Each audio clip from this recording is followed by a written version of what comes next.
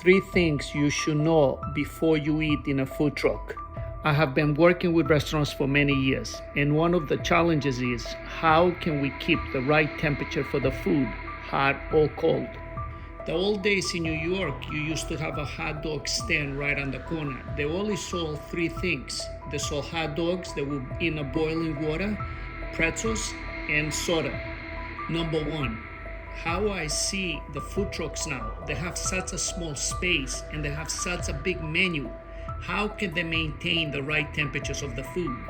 Number two, I see some of the food trucks and they don't have running water, hot or cold. That's a big problem.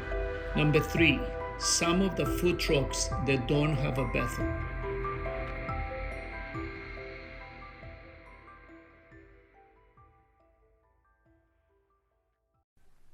Energy takes me where